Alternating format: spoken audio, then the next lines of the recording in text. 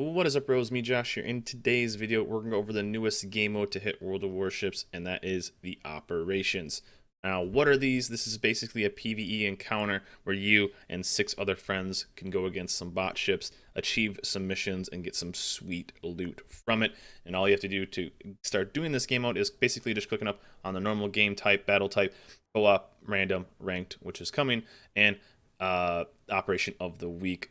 It's a month long for these. So what you can do is there's going to be 4 operations within a month. It's a month-long event, and there's going to be 1 new operation for each week. All you have to do is click on that. You will then get into queue. You can queue by yourself. You can queue with 3, 4, 5, all the way up to 7 people total, and go against the bots and get your sweet loot.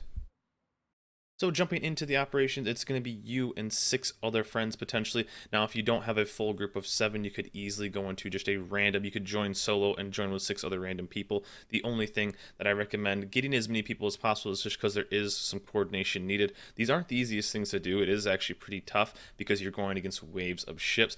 But jumping into the operations, all you need is a level 8 account or higher. So if you've been playing for at least a little bit of time, you're going to have that relatively easily in a tier 5 or tier 6 ship. Like I said, max team is 7, and there's a new operation each week, which is nice because it gives you something to do.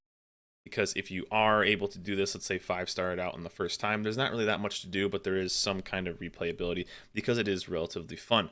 And then the success is based on this. So the criteria for this, each operation, the one this week, is going to be waves of ships, and you're basically just trying to defend a port, and you working against some other friends.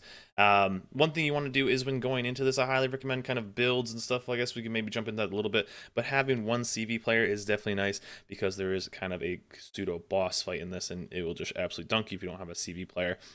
When you're going through this, though, you can get rewards. The rewards are kind of nice. One of the top rewards for each one is a day of premium. So if you don't run premium, you're going to get it free 24 hours, which is really, really nice. And the better you do, of course, the more rewards you get. So that is pretty good.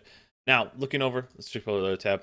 Season 1 operations, you're basically just trying to defend it, and I'll put a link to this as well. You're trying to defend this base against all these different waves going into it, and the better you do, there's basically 5 different things you're trying to do. Each one you achieve, you get a star. Whatever that star is, as many stars as you get, flags, camos, and a captain slot. And then if you 5-star it out, which is completing all the achievements, you get a day of premium. So it's pretty nice. I mean, if you do it though just the first time, you're gonna get 24 hours of premium for basically about 15 minutes of playtime. That's not bad at all. And this is the one I think we're doing right now. And of course, we're gonna be going through the other ones, and you're gonna be able to get some camos and a free captain and reserve slot, blah blah blah. So this is some pretty cool rewards. When playing this though, we had a lot of fun. It was a kind of a blast being able to get you and 6 other friends together. And what you're kind of going to be doing is just going against waves of ships. And as the kind of ships goes on and on and on, and these waves keep going, it's going to get harder and harder and harder. So kind of builds and ships I was kind of recommending is definitely getting 1 CV, because one of the final waves on this is you're going to be going, even though you're tier 5 and tier 6 ships, I would recommend going with as many tier 6 ships as possible, because you're just going to need that tier 5 ships are, less range and less damage is just how the ships work. You're going to be going against you're going to be going against tier 8, and even in Azuma, which is kind of the boss fight, going against massive ships. Now these are bot ships, so they're not going to be crazy strong. They're kind of going to be sailing in straight lines, but it's at one point it's a Hipper and a Mogami versus your tier 6 ships. So even if they are bot ships, they can hit you very hard. And there is a way to heal. You're going to be getting some support from bot ships. As it goes on, you're going to get some backup, and basically that's all you kind of need to do. But you do need to kind of work together, focus fire, and get ships to go down as quick as possible. One thing I said earlier is I highly recommend rolling a CV. One of the waves you will be going against a CV, and the potential for, I would recommend a Ryujo, is taking out the Azuma, which is basically the boss fight. You can take out the Azuma if you are able to stack your fires and able to stack your torps. You can then basically just take it out in one fell swoop, because he is going to, just use this repair party. And if you have a good CV player, you can take him out, because if that Azuma runs wild, the shells on the Azuma is just going to overmatch all the tier 6 cruisers and basically just destroy the tier 8 tier 6 battleships. So you have to be very careful. But bouncing over, let's go back to the port really quick, and I'll kind of show you what I recommended for kind of a build. One, I really recommend a CV. I think it's almost mandatory to be running a full group if you are going to be running tier 7s. CVs were really good. There are a cap to each of the classes, so you can only run so many cruisers, only so many battleships. For me, I found that the Budyani was really good. Cleveland, any of the cruisers I think with good range are going to be very good. But the Budyani, with its range, rate of fire, and fire chance, are all really good. You could potentially just get a fire on each of the ships, and they're kind of going to sit on one fire so you can slowly burn them all down. Some of the DDs were kind of mediocre, just because as a DD, they're really good at the bots are actually really good at dodging torps. So, and by the time you have the focus fire, you kind of just want to run gunboats and just burn stuff down as fast as possible. Some of the battleships were doing okay. It is definitely nice because if they are kind of running at like kind of a straight line, you can just absolutely demolish some of the cruisers and some of the other ships. So having a couple battleships is good. I wouldn't roll too many battleships because I think you definitely want to run as many cruisers as you can to just absolutely wreck the enemy team. The Graf Spey was actually doing pretty solid with its long range torps because they potentially could run in just a straight line. You can absolutely destroy them. So one thing though is kind of a good and bad thing for this operation is the player base in World of Warships needed something else to do. You know, we used to have team battles, then rank season, team battles, and rank season. Now we have rank season, big lull with nothing to do, rank season, big lull with nothing to do. So operations, it is kind of cool. One of the major downsides is if you do 5-star right away, you literally have nothing to do.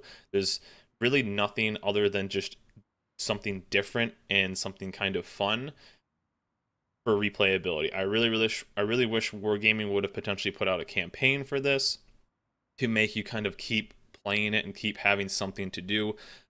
Now, if you switch over to, if you go back to the port really quick and check out some of the achievements, there are achievements for operations.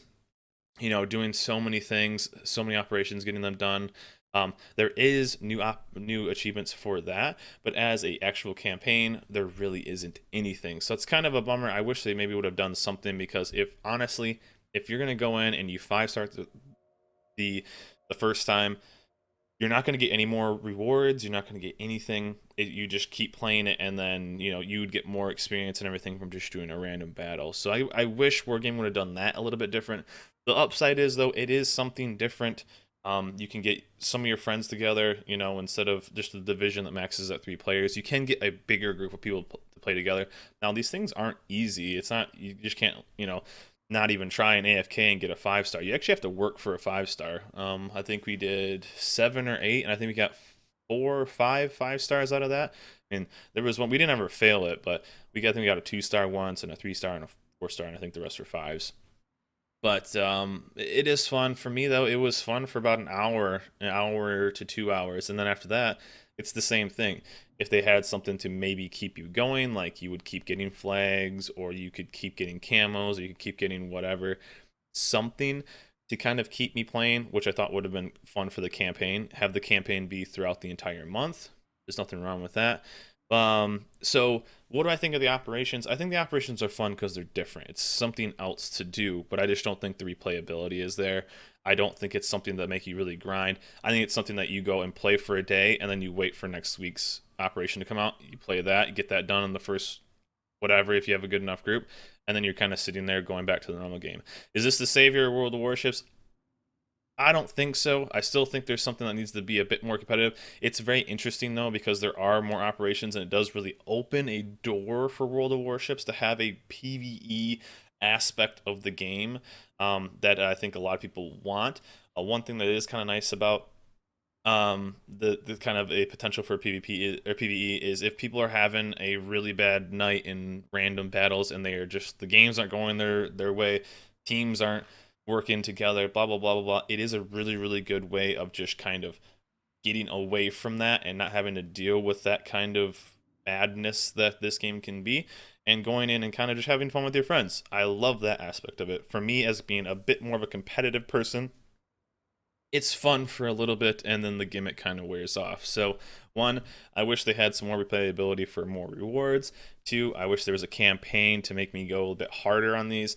But for me, it's going to be something that's going to be fun for an hour or two playing with viewers, and then I'm going to be very bored and going back to the normal game. So, I think it's a great door opened by World of Warships. I am excited to see what they do in the future with these. But Do I think it's the most fun thing to do right now? No, but it's definitely has great potential. So let me know in the comments below what you guys think of the operations. I think it's very, very cool. The rewards are pretty nice. You can get them pretty quick and kind of go on with your day. But let me know in the comments what you guys think about the operations. If you're having fun, if you're not having fun, just let me know what you guys think about operations in general. But that is it, guys. The 0.6.6 patch brought the operations. New thing, the World of Warships. Check it out. The new operations, the second week one, will be coming out, I think, relatively quick. And we'll be doing that live on stream. So that is it for me, guys. Remember, like and subscribe, and I'll see you guys next time.